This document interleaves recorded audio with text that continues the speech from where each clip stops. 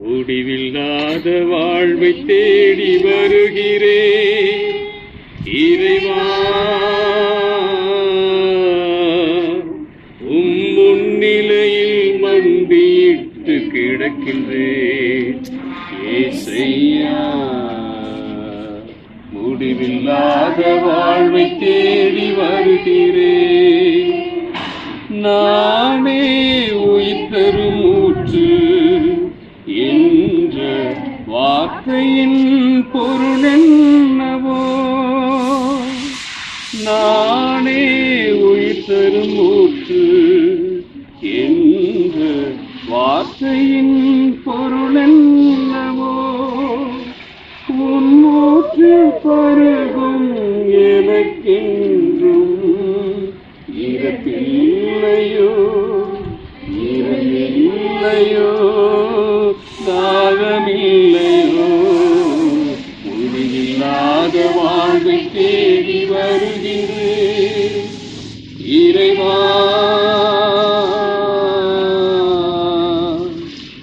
முன்னிலையில் மண்டியிட்டு கிடக்கின்றேன் ஏசையா. முடிவில்லாத வாழ்வை தேடி வருகின்றேன், நானே உயிர் தரும் உணவு என்ற வாழ்க்கையின் பொருள் என்னவோ. நானே உயிர் தரும் உணவு என்ற வார்த்தையின் பொருள் என்னவோ. உடலை எனக்கென்றும் பசியில்லையோ, துயரில்லையோ, இறப்பு இல்லையோ. முடிவில்லாத வாழ்வை தேடி வருகின்றேன் இறைவா, முன்னிலையில் மண்டியிட்டு கிடக்கின்றேன் ஏசையா. முடிவில்லாத வாழ்வை தேடி ஆண்டவருடைய பெயராலே நமக்கு உதவி உண்டு. திருவழிபாடு புத்தகத்திலிருந்து வாசகம். விண்ணிலிருந்து ஒரு குரலை கேட்டேன், இது முதல் ஆண்டவரோடு இணைந்த நிலையில் இறப்போர் பேறு பெற்றோர் என எழுது என்று அது ஒலித்தது.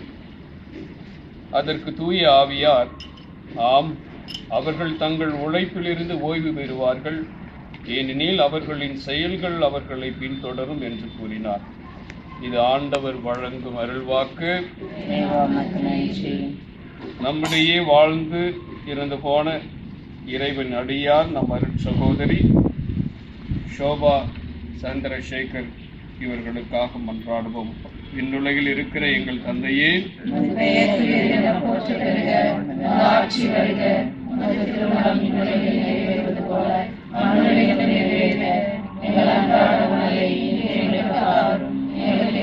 குற்றம் செய்வோரை நாங்கள் மன்னிப்பது போல எங்கள் குற்றங்களை மன்னியும், எங்களை சோதனைக்கு உட்படுத்தாதையும் தீமையிலிருந்து எங்களை விடுவித்தருளும்.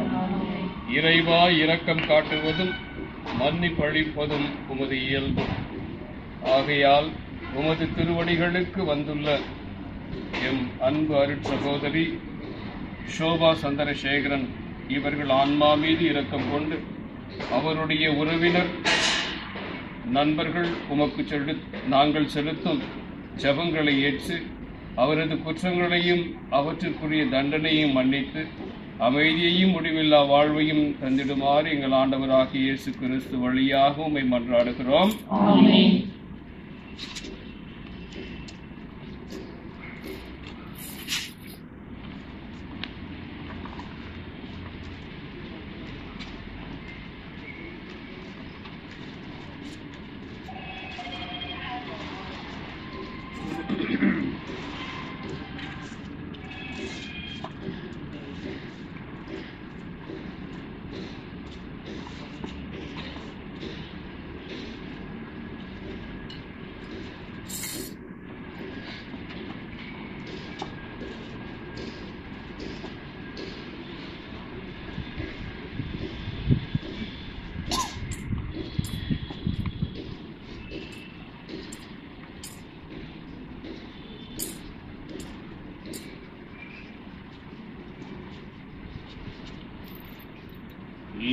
இறந்தோர் வாழ்வு ஒளி பெருக அவர் இறைவாவும் இடம் வந்தடைக.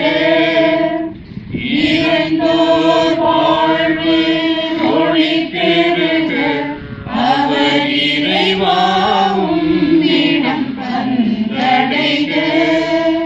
நின்னொழியவர் மேல் ஒளிந்திடுக புவி நீதமவர் நினைவு நினைத்திடுக. நின்னொழியவர் மேல் ஒளிந்திடுக புவி நீதமவர் நினைவு நினைத்திடுக. தீயவையாவும் விலகிடுக.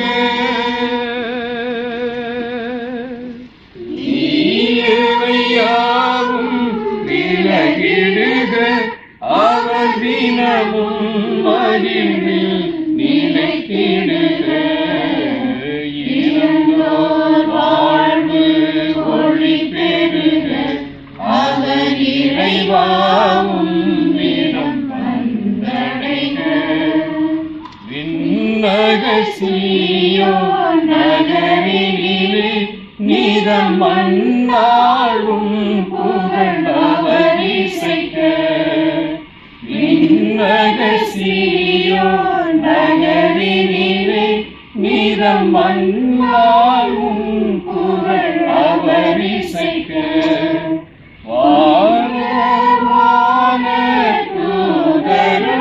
ஆண்டவர் உங்களோடு இருப்பாராக. ஆன்மாவோடும் இருப்பாராக. எல்லாம் வல்ல இறைவன் தந்தை மகன் தூய ஆவி இந்த கல்லறையையும் அவள் சகோதரி சோபா இவர்களின் ஆன்மாவையும் ஆசீர்வதிப்பாராக.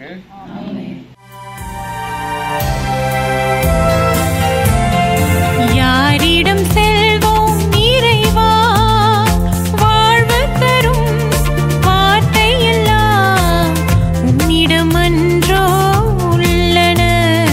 யாரிடம் செல்வோம் இறைவா, இறைவா, இறைவா, இறைவா, இறைவா, இறைவா, இறைவா, இறைவா.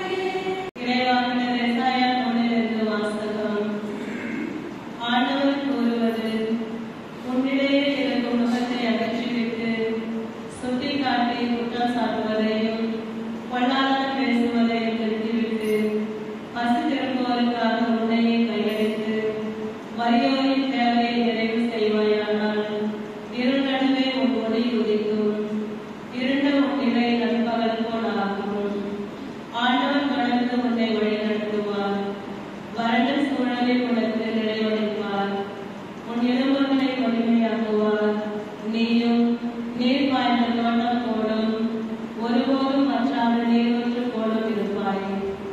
உன் மக்கள் பண்டை நாளிலிருந்து பாழடைந்து கிடப்பவற்றை கட்டி எழுப்புவர். தலைமுறை தலைமுறையாக உள்ள அடிமைத்தனங்களின் மேல் கட்டி எழுப்புவாய். தகுந்த வழியை திரும்ப கட்டுபவன் என்றும் குடியிருப்பதற்கு தெருக்களை சீர்படுத்துபவன் என்றும் பெயர் பெறுவாய்.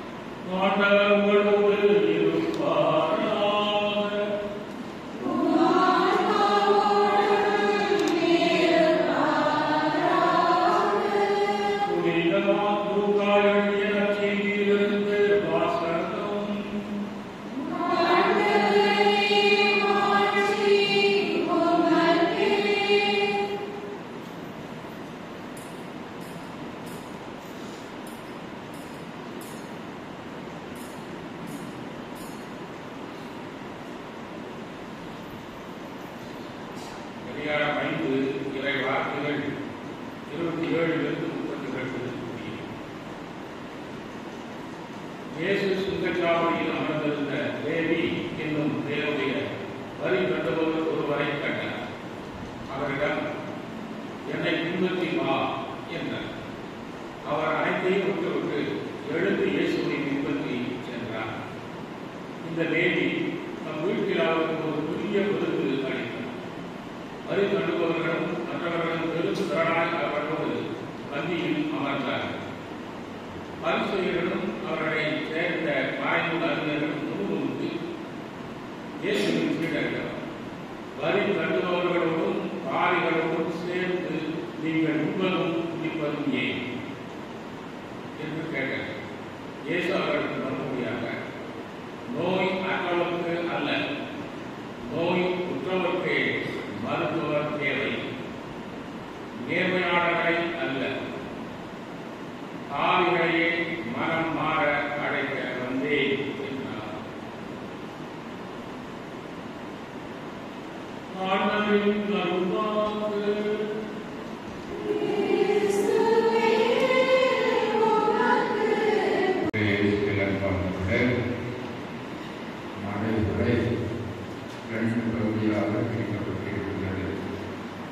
முதல் பகுதி மேரி அவர்களுக்கு அர்ப்பணிக்கப்பட்டது. இரண்டாவது பகுதி சகோதரி சோபா அவர்களுக்காக அர்ப்பணிக்கப்பட்டிருக்கிறது. ஆகவே இரண்டு பகுதியாகத்தாலும் சுருக்கமாக ஒரு சில சிந்தனைகளை முன்வைக்கின்றேன். அதாவது சாவு யாரால் தவிர்க்க முடியாது. அது எப்போ வரும் எப்போ போகும்னு சொல்ல முடியாது. இந்த சாவு எப்படி வந்தது என்று சிந்திக்கும் பொழுது, படைப்பின் தொடக்கத்திலேயே கடவுள் மனிதனை மட்டும் தன் சாயலாக படைத்தார். அவருடைய அருள் நிலையில அவனுக்கு பங்களித்தார். ஆனால் மனிதன் அந்த அருள் நிலையை இழந்து விட்டான். அப்படியே அவனை விட்டுவிடவில்லை. இறைவன் அவன் மீது இரக்கம் வைத்து தன்னால் படைக்கப்பட்ட மனிதன் தவறு செய்து விட்டானே என்று நினைத்து அவனை மீட்பதற்கு ஒரு திட்டம் வைக்கின்றார். இந்த அருளும் அவன் மீது கொண்ட இரக்கமும் கடவுளுடைய அன்பினாலே வெளிப்படுகின்றது. யோவான் நற்செய்தியில முதல் அதிகாரத்தில் படிக்கின்றோம். கடவுள் இந்த உலகை எவ்வளவு அன்பு செய்தார் என்றால் தன்னுடைய ஒரே மகனை இவ்வுலகிற்கு அனுப்பி இந்த உலகை மீட்டார் என்று படிக்கின்றோம். அன்பானவர்களே, மதர் மேரி வாசன் அவர்களும் இதனால் செய்தார். இறைவனுடைய அருளையும் இரக்கத்தையும் தன்னுடைய வாழ்வில் அனுபவித்து அதனை மற்றவர்கள் அனுபவிக்க வேண்டும் என்று தன்னுடைய வாழ்வையை அர்ப்பணித்தார். வெளிநாடுகள் சென்றவெல்லாம் பார்த்து உங்களுக்கு தெரியாத சூழ்நிலை. பிறகு ஒரு சின்ன கேள்வி என்னென்றால், மதர் மேரி வாசனை யார் யாரெல்லாம் பார்த்திருக்கீங்க? நீங்கள் அருட்சகோதரிகள் கைப்பூக்கம் பார்க்கணும். ஏறக்குறைய எல்லாருமே தான் பார்த்திருக்கிறீர்கள். இதெல்லாம் உங்களுக்கு ஒரு உண்மையான கிஃப்ட் என்றால் சொல்லணும், ஒரு ஸ்பெஷல் கிரேஸ் என்றால் சொல்லலாம். ஆகவே இந்த இறைவனுடைய அருளையும் இரக்கத்தையும் அளிப்பதற்காக தன்னுடைய அன்பை இறைவன் மீது காட்டுவதற்காக மதர் மேரி வாசன் அவர்கள் தன்னுடைய வாழ்வையை அர்ப்பணித்தார்கள். வெளிநாடுகளில் நம்ம நாடு மாதிரி அங்கு சுத்த முடியாது, யாரையும் போய் பார்க்க முடியாது. எல்லாம் சுத்தம் கேட்டுட்டு பிறகு ஓவர் போட்டு பெற்றா இதெல்லாம் ஓவர் போட்டுலாம் போட்டு தான் போகணும். அப்படி இருக்கும் பொழுது அந்த சமுதாயத்தில் நல்ல உழைத்து பிறந்து வளர்ந்து உழைத்து தன்னுடைய வாழ்வெல்லாம் கழித்தவர்கள் இறுதியில் எப்படி இருக்கிறார்கள் என்றால் வீடுகளில் கூட்டப்பட்டு தனிமையில் இருப்பார்கள். அந்த முதியவர்கள் ஆங்கிலத்தில் சொல்வார்கள் ஷட் இன் கேசஸ். தனிமையாக கிடப்பார்கள். அவர்கள் உயிரோடு இருக்கிறார்கள் என்பதற்கு அவங்களே ஒரு சிஸ்டம் இருக்கும். ஒரு சிலர் ஒன்றா சேர்ந்து அந்த காலையோ அந்த மாலையோ மதியமோ ஒரு குறிப்பிட்ட நேரத்தில் அவர்கள் தங்களுக்கு தெரிந்தவர்களுக்கு போன் பண்ணுவார்கள். போன் செய்தால் அவங்க உயிரோடு இருக்கிறார்கள். போன் வரவில்லைன்னா உடனே அவங்க போய் பார்ப்பாங்க. இந்த சூழ்நிலையில் தான் மேரி வாசன் அவர்கள் தங்களுடைய வாழ்வை அர்ப்பணித்து இந்த சபையை தொடங்கியிருக்கிறார்கள். அவருடைய நினைவு நாளில், அவர்கள் இருந்த நினைவு நாளை தான் நாம் இங்கே கொண்டாடுகிறோம். 2 முறையில் அவரோடு பழகுவதற்கு எனக்கு வாய்ப்பு கிடைத்தது. ஒன்று, நீங்கள் இந்த உங்களுடைய அலுவலகம் இடத்தில் இருந்த பொழுது அவர்கள் இதனை விசிட் பண்ணுறதுக்காக வந்தார்கள். நான் இங்கே இருந்தேன். அப்பொழுது அவரை சந்தித்து பேசும் பொழுது அவர்கள் சொன்னார்கள், father, you are very young, but anyway we are blessed that you are in our house. Like that, அது மாதிரி சொல்லி என்னை என்கரேஜ் பண்ணினார், என்னை உற்சாகப்படுத்தினார். அந்த குணம் அவர்களிடம் எப்பொழுதும் இருந்தது. அதுபோல ஒரு முறை இங்கிலாந்து உங்களுடைய மதர் ஹவுஸ் அங்கே போய் இருந்த பொழுது எனக்கு ஒரு பிரச்சனை. என்ன பிரச்சனைனா, நான் கோவாவுக்கு திரும்பி போகணும். திரும்பி போக வேண்டும் என்றால் நான் வந்தது ஜெர்மனி, ஆஸ்திரியா, அதன் வழியாக அந்த ஃபெரிக்கு சொல்லுவாங்க. அது கப்பலும் கிடையாது, போட்டும் கிடையாது, ரெண்டுக்கு இடையிலான அந்த ஒரு வாகனம். அதில் போய் அந்த வீட்டை அடைஞ்சேன், என்னுடைய வீட்டு. திரும்பி போகும்பொழுது அப்படி போனால் எனக்கு நேரம் ஆகிவிடும். நான் அங்கே குறிப்பிட்ட தேதியில் போய் சேர வேண்டும். குறுக்கு வழி என்றால் பிரான்ஸ் வழியாக போகணும். என்னிடம் வீசா கிடையாது. மதுரைக்கு சொன்னேன், மதுரை எனக்கு வீசா இல்லை, சீக்கிரம் வாங்கி தர முடியுமா அப்படி என்று கேட்டேன். அவ்வளோதான், ஒரே வார்த்தை தான் சொன்னேன். உடனே எனக்கு வேண்டிய எல்லா வசதிகளையும் செய்து நான் குறிப்பிட்ட நேரத்தில் அங்கே சேர்வதற்கு வழியெல்லாம் செய்தார். இதுதான் மதர் மேரி வாசன் நான் பார்த்திருந்து, நான் அனுபவித்திருந்தது. அது மட்டுமில்லை, அங்கே இருந்த அந்த வயதானவர்கள், அவர் இந்த பவுண்டர்ஸாக இருந்தாலும் அவர்களே அடிக்கடி போய் பார்த்தேன். நான் அங்கே 3 நாட்கள் தான் தங்கியிருந்தேன். அந்த நேரத்தில் அவர்கள் ஒவ்வொரு நாளும் தனி கரிசனையோடு அன்போடு அந்த வயதானவர்கள் எல்லாம் போய் பார்ப்பார்கள். ஆகவே அந்த சகோதரர்களே, அவர்கள் விண்ணுலகை அடைந்த இந்த நாளை கொண்டாடும் நேரத்தில் நீங்கள் எல்லாம் அவருடைய வழி தோன்றல்கள். அதனை நன்றாக உணர்ந்து நீங்கள் எல்லாம் அவர்களைப் போல இறைவனுக்காக உங்களையே அர்ப்பணித்து வந்திருக்கின்றீர்கள். இறைவன் கண்டிப்பாக உங்களை கைவிட மாட்டார் என்ற அந்த நம்பிக்கையில வாழ வேண்டும். அதுதான் இந்த கொண்டாட்டம். அதே நேரத்தில் அவர்கள் உங்கள் அனைவருக்கும் ஒரு வழியை காண்பித்திருக்கிறார். அந்த வழியில நடக்க வேண்டும். அதோடு அவருக்கு நம்முடைய நன்றியை காட்ட வேண்டும் என்றால் அவர்களுக்காக ஜெபிக்க வேண்டும். அவர்கள் தொடங்கிய இந்த சபை இன்னும் நாளுக்கு நாள் வளர வேண்டும் என்றும் நாம் தொடர்ந்து அவருடைய 2 சகோதரிகளுக்காகவும் நாம் ஜெபிப்போம். இறைவன் அதன் மேரி வாசனுடைய அந்த பணியை தொடர்ந்து செய்ய வேண்டும். அவர்கள் எப்பொழுதும் இறைவனுடைய திருவடிகளிலே மகிழ்ச்சியோடு இருக்க வேண்டும் என்று தொடர்ந்து செய்யும்.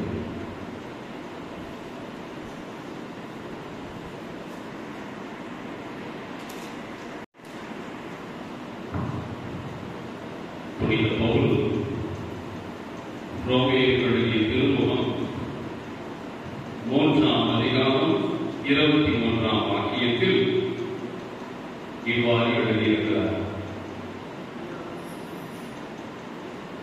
எல்லாருமே பாவம் செய்து கடவுள் கொடுத்த மேன்மையை இழந்து போயிருக்கிறோம். எல்லாரும் பாவம் செய்து கடவுள் கொடுத்த மேன்மையை இழந்து போயிருக்கிறோம். இது 100% உண்மை.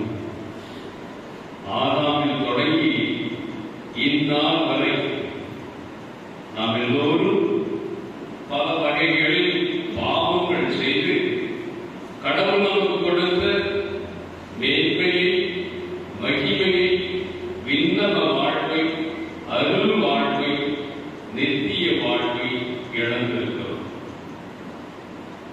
எனவே இழந்த இந்த விண்ணக வாழ்வை, அருள் வாழ்வை மீண்டும் நமக்கு கொடுப்பதற்காக ஆண்டவர் இயேசு கிறிஸ்து இந்த உலகத்தில் ஒரு மனிதனாக பிறந்தார். இதை நற்செய்தியின் கடைசி பாகத்தில் ஆண்டவர் இயேசு கிறிஸ்து அருமையாக சொல்வார். லூக்கா எழுதிய நற்செய்தி 5ஆம் அதிகாரம் 32ஆம் வாக்கியம். நான் வந்திருப்பது நீதிமான்களையோ நேர்மையாளர்களையோ தேடி அல்ல, மாறாக பாவிகளை தேடி மீட்க வந்துள்ளேன் என்று சொல்கிறார். பாவிகளை அன்பு செய்து பாவிகளுக்கு மன்னிப்பு கொடுத்து அந்த பாவிகளை மீண்டும் விண்ணக வாழ்வுக்கு, நித்திய வாழ்வுக்கு, முடிவில்லா வாழ்வுக்கு, அருள் வாழ்வுக்கு அழைத்து செல்வதற்காக ஆண்டவர் இயேசு கிறிஸ்து வந்தார். ஒரு கேள்வி கேட்கிறீங்களா? உங்களில் எத்தனை பேருக்கு விண்ணக வாழ்வை பெற, நித்திய வாழ்வை பெற, முடிவில்லா வாழ்வை பெற ஆசை இருக்கிறது? நீங்க ஒரு நாள் கேட்டலிசம் கிளாஸ் நடந்துட்டு இருந்துச்சு ஞாயிற்றுக்கிழமை உலகமாத கோயில்ல. அப்போ டீச்சர் அம்மா கேட்டாங்க, பிள்ளைகளே எத்தனை பேருக்கு விண்ணகம் செல்ல ஆசை இருக்கிறது, கையை உயர்த்துங்கள் என்று கேட்டார்களா? எல்லோரும் கைகளை உயர்த்தினார்கள். ஒரு சிறுவன் மட்டும் தலையை கவ கொடுத்துட்டு உண்மன் இருந்தான். அப்ப ஆசிரியர் கேட்டாரா, மகனே நீ மட்டும் என்ன தலையை கவ கொடுத்ததுக்கு ஏன்டா என்னடா உனக்கு விண்ணகம் போறது ஆசை இல்லையா? ஐயா, எங்க அம்மா காலையில வீட்டுல இருந்து அனுப்பும் போதே தம்பி கோஷம் முடிஞ்சது எங்கேயும் போகக்கூடாது, வீட்டுக்கு தான் சொன்னாங்க.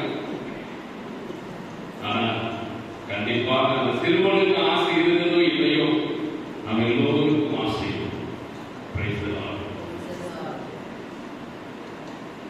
மார்க்கெட்டின் நற்செய்தி 10ஆம் அதிகாரம் 37ஆம் வாக்கியத்தில் ஒரு மனிதன் இயேசுவிடம் வந்து, போதகரே, நான் முடிவில்லா வாழ்வு பெற வேண்டும் என்றால், முடிவில்லா வாழ்வை உரிமையாக்கிக் கொள்ள வேண்டும் என்றால் நான் என்ன செய்ய வேண்டும்?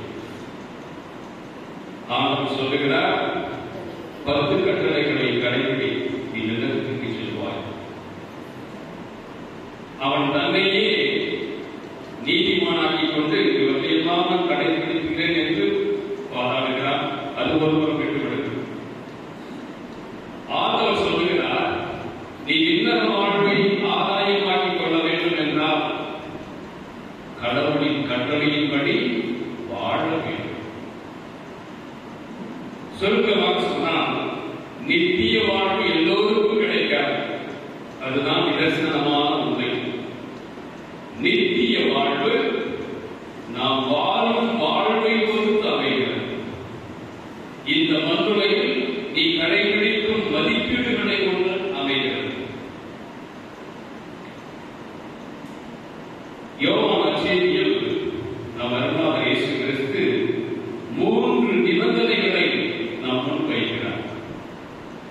விண்ணக வாழ்வு பெறுவதற்கு 3 நிபந்தனைகள்.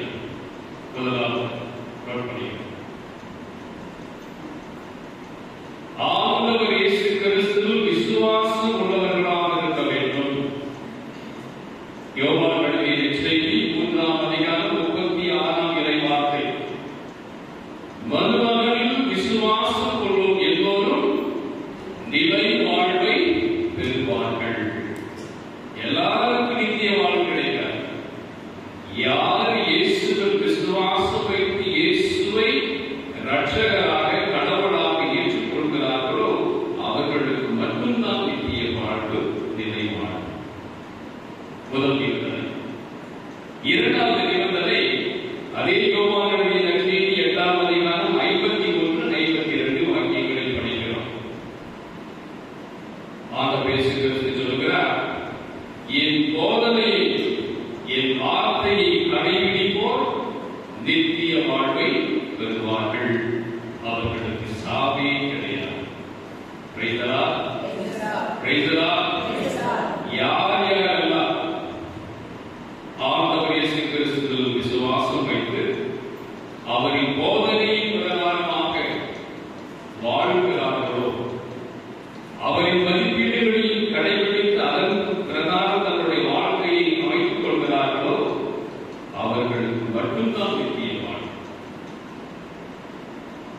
மூன்றாவது இருந்ததை ஆண்டவர் இயேசு கிறிஸ்து சொல்கிறார். அதே யோவான் நற்செய்தி 6ஆம் அதிகாரம் 54, 55, 56, 57 வாக்கியங்களில், என் உடல் உண்மையான உணவு, என் ரத்தம் உண்மையான பானம். என் உடலை கொண்டு என் ரத்தத்தை குடிப்பவன் என்று நினைத்திருக்கிறான், நான் அவனுள் நினைத்திருக்கிறேன், அத்தகையவன் நித்திய வாழ்வை பெறுவான், இறுதி நாளில் அவனை நான் உயிர்த்தெழச் செய்வேன். Hallelujah. Praise the lord. Hallelujah. என்ன ஒரு வாக்குறுதி பாருங்கள், வாக்தானங்கள். பிரியமானவர்களே, நான் பல ஆண்டுகள் அருட்சகோதரி சோபா அவர்களோடு பேசி பழகியிருக்கிறேன். அவர்களிடம் எனக்கு பிடித்தது இந்த 3 விஷயம். நான் பயர் மாஸ்டர் இருக்கும்போது அதெல்லாம் செகண்ட் பிசினஸ் அழைக்கும் போதெல்லாம் பயிருக்கு வருவாங்க, அருமையாக பாடுவார்கள். எதனா கரெக்ஷன் இல்லாத சொல்லுவான், முகம் சுழிக்காம அன்பா பாசமா சொல்லுவான். எப்பொழுதும் புன்னகை அரசியாக இருப்பார்கள். அதை வெட்டி அது மனித இயல்பு. நான் ஆன்மீக சிந்தனையில் சொல்லுகிறேன். அருட்சகோதரி சோபா அவர்கள் இயேசுவில் ஆழ்ந்த விசுவாசம் உள்ளவர்கள். ஒவ்வொரு முறையும் நான் அவர்களை சிதைவதில் கால்பட்டு பார்க்கும் பொழுதும் சரி, அவர்கள் ஆசீர்வாதத்தில் வரும் பொழுதும் சரி, பீட்டர் நான் உனக்காக ஜெபிக்கிறேன், பீட்டர் நான் உனக்காக ஜெபிக்கிறேன், இதே மாதிரி நல்லா இருக்கணும். கப்பலையா சிரிப்பாங்க, அந்த சிரிப்பிய ஒரு ஆள ஒரு விசுவாசம் நிறைந்த அருட்சகோதரி. இந்த விசுவாசம் நம்மிடம் இருக்க வேண்டும். விசுவாசம்தான் நம்மை இந்த மண்ணுலக வாழ்வில் நிலைத்து நிற்க, இரவினோடு உறவு நிலைத்து நிற்க நாம் உதவி செய்யும். அத்தனை சொல்லுவோம், second we should live a life of faith. முதலாவது. இரண்டாவது, நாம் அவர்களிடம் பார்த்தது இயேசுவின் போதனையின் பிரகாரமாக வாழ்ந்து மதிப்பீடுகளை கடைபிடித்தனர். தந்தை அவர்கள் சொன்னார்கள், மேரி காசன் அவர்களை பற்றி, மன்னர் மேரி காசன் அவர்களை பற்றி, அவர்களும் கருணையும் இரக்கம் உள்ளவர். கண்டிப்பாக சோபா சகோதரி அவர்களும் அன்பும் இரக்கமும் பாசமும் கருணையும் உள்ளவர். நான் நினைக்கிறேன் நீங்களும் ஒத்துக்குவீங்க. தெரிந்தோ தெரியாமலும் கூட யாரையும் புண்படுத்த மாட்டார். எப்பொழுதுமே புன்முறுவலோடு அன்போடு பாசத்தோடு பேசக்கூடியவர்கள். கோபம் இருந்தாலும் அதை அவ்வளவு கீழ்த்தரமாக காட்ட மாட்டார், அதையே அன்பாக காட்டுவார்கள். அந்த கோபத்தையும் அன்பாக வெளிப்படுத்துவார்கள். அருமையான அருட்சகோதரி, இயேசுவின் மதிப்பீடுகளின்படி வாழ்ந்த அருட்சகோதரி. மூன்றாவது, இவர்களுக்கு நற்கருணையின் மீது, நற்கருணை நாதன் மீது ஆழ்ந்த பக்தி விசுவாசம் இருந்தது. கண்டிப்பாக நம் monastic like the divine office and the holy Eucharistic celebration very important. நான் நினைக்கிறேன் அருட்சகோதரி அவர்கள் ஒவ்வொரு நாளும் திருப்பலியில் பங்கெடுத்து ஆண்டவரின் திருவுடலை உண்டு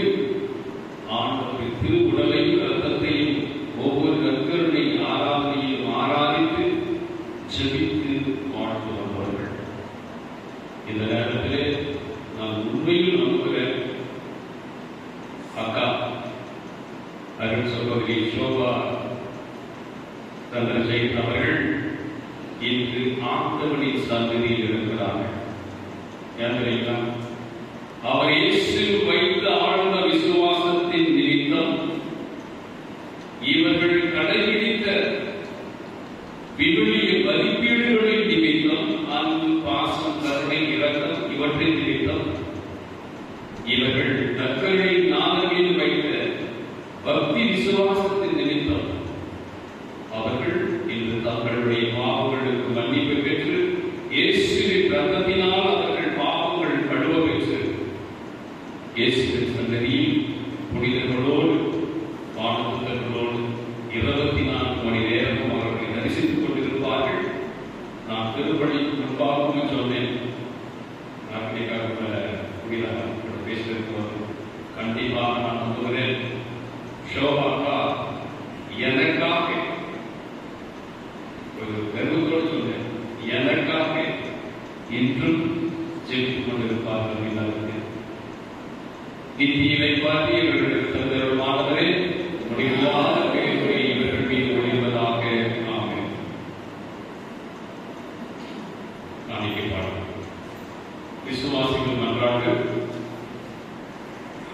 எங்கள் அன்பு தந்தையே இறைவா, எங்கள் பரிசுத்த திருத்தந்தை பிரான்சிஸ், ஆயர்கள், குருக்கள், கன்னியர்கள், துறவரத்தார் ஆகிய அனைவரும் நல்லாயனாம் இயேசுவை பின்பற்றி சமாதானத்தின் தூதுவர்களாகவும் அன்பின் வழிகாட்டிகளாகவும் நீதியின் கருவிகளாகவும் வாழ வரமருள வேண்டும் என்று இறைவா உம்மை மன்றாடுகின்றோம்.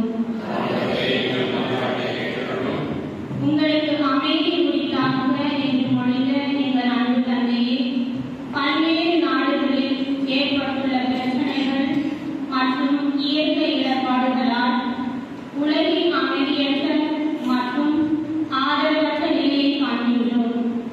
இயேசுவே, இந்நிலையை மாற்றி நாடுகளை ஆளும் தலைவர்களின் அறிவு திறனாலும் ஆக்க செயல்களாலும் மக்களின் ஒத்துழைப்பாலும் உலகில் நீடித்த அமைதியும் உதவும் மனப்பான்மையும் ஒருமைப்பாடும் வளமான வாழ்வும் பெற அருள் புரிய வேண்டும் என்று இறைவா உம்மை மன்றாடுகின்றோம்.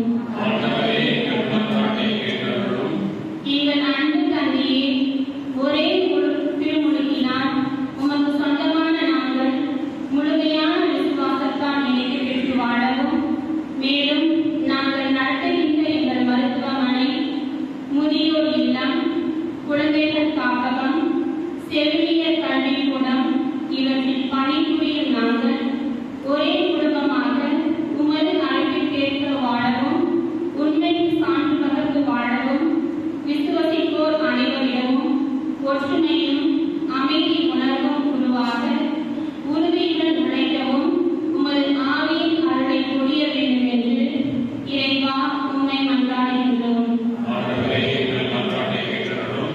அருளும் இரக்கமும் நிறைந்த இறைவா, எங்கள் சபையை நிறுவி எங்களை அருளாலும் இரக்கத்தாலும் வழிநடத்தி வாழ வைத்த அருமை அன்னை மேரிதாசன் அவர்களின் விண்ணக வாழ்வின் 17ஆம் ஆண்டு நிறைவு நாளில் அவர்களையும் மற்றும் விண்ணக வாழ்வை அடைந்த என் அருள் சகோதரி சோபா அவர்களின் 30வது நினைவு நாளில் அவர்களையும் மற்றும் என் சபையில் உழைத்து மறைந்த அனைத்து அருள் சகோதரிகளையும் நினைவு கூர்ந்து அவர்கள் பாவங்கள் மன்னிக்கப்பட்டு நித்திய வாழ்வு பெற இறைவா உம்மை மன்றாடுகின்றோம்.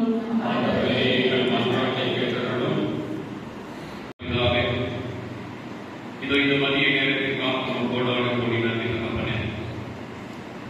உன் திருமகன் இயேசு கிறிஸ்துவின் நாமத்தில் ஒரே குடும்பமாக கூடி ஜெபித்து உம்மை ஆராதிக்கின்ற நேரத்தில் மரித்த எங்கள் தாய் மலர் ராசன் இவர்களுக்காகவும் எங்கள் அருள் சகோதரி சோபா சந்திரசேகர் இவர்களுக்காகவும் இந்த நேரத்திலே நாங்கள் வாரத்தோடு பாசத்தோடு உம்மை நோக்கி எங்கள் விண்ணப்பங்களை ஏறெடுக்கிறோம். இவர்கள் வழியாக செய்த எல்லா நன்மைகளுக்காகவும் இவர்கள் வழியாக நீ எங்களுக்கு சொன்ன எல்லா ஆறுதலான அன்பான வார்த்தைகளுக்காக உமக்கு நன்றி சொல்லுகிறோம். இந்த நேரத்திலே நாங்கள் ஒப்புக்கொடுக்கும் ஜெபங்கள் திருப்பணியில் பயனாக இவர்கள் தங்களுடைய பாவங்களுக்கு மன்னிப்பை பெற்று விண்ணக வாழ்வை பெரும்படியாக எங்கள் ஆண்டவர் இயேசு கிறிஸ்து வழியாக உம்மை மன்றாடுகிறோம். ஆமென்.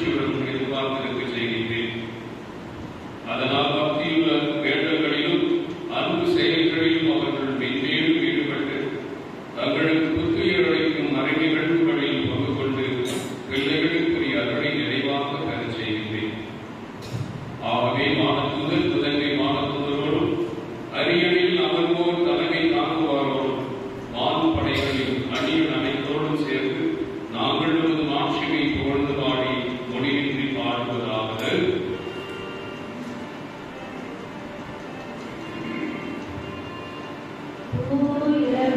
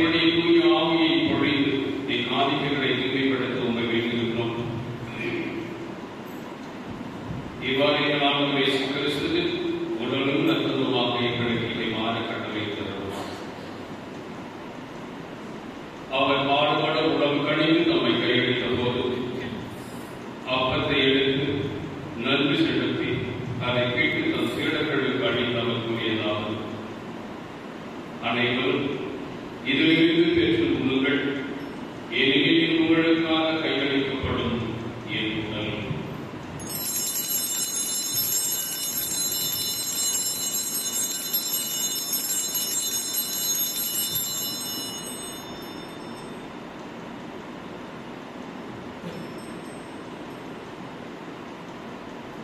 அவ்வளவே இரவு விருந்தை அருந்திய பின் கிண்ணத்தையும் எடுத்து மீண்டும் உமக்கு நன்றி கூறி தம் சீடர்களுக்கு அளித்து அவர் கூறியதாவது: அனைவரும் இதிலிருந்து பெற்று பருகுங்கள். ஏனெனில் என் புதிய நிலையான உடன்படிக்கை கூடிய என் ரத்தத்தின் கிண்ணம் என் பாவ மன்னிப்புக்கென்று உங்களுக்காகவும் பலருக்காகவும் சிந்தப்படும். இதை நினைவாக செய்யுங்கள்.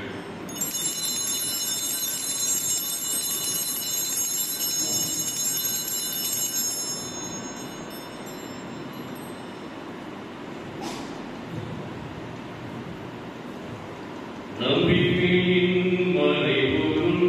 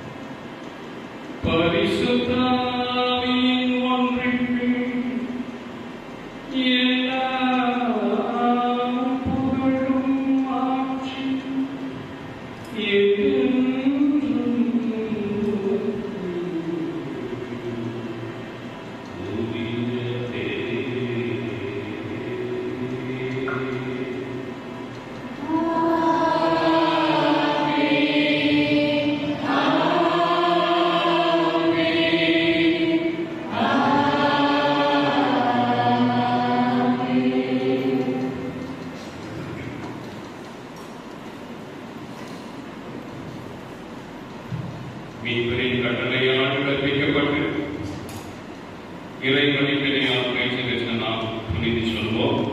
என்னுடைய இருக்கிற எங்கள் தந்தையே,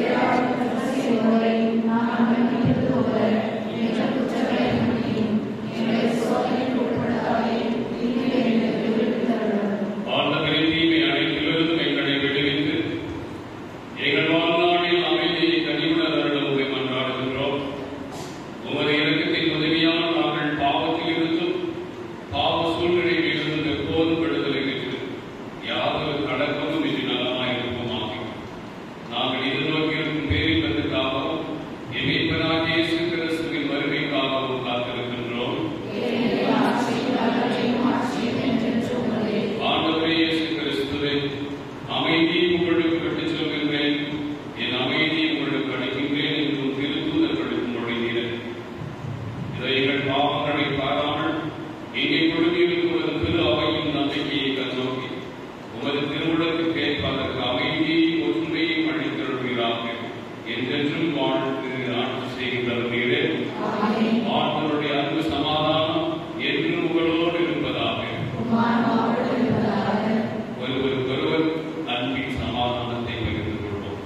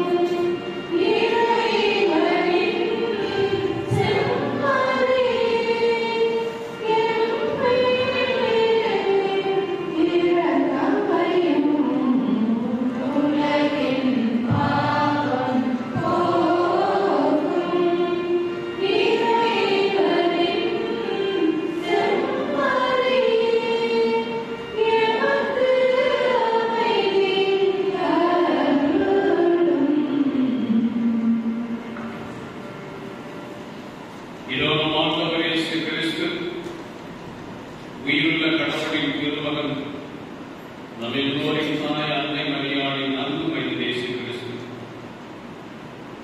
இவரை நம் பாவங்களுக்காக நாம் நித்திய வாழ்வு பெற வேண்டும் என்ற ஒரே நோக்கத்தோடு சிலுவையில் தன் உடலையும் ரத்தத்தையும் தியாகம் செய்து அந்த பரிசுத்தமான ரத்தத்தின் வழியாக நமக்கு நித்திய வாழ்வை பெறுகின்றனர்.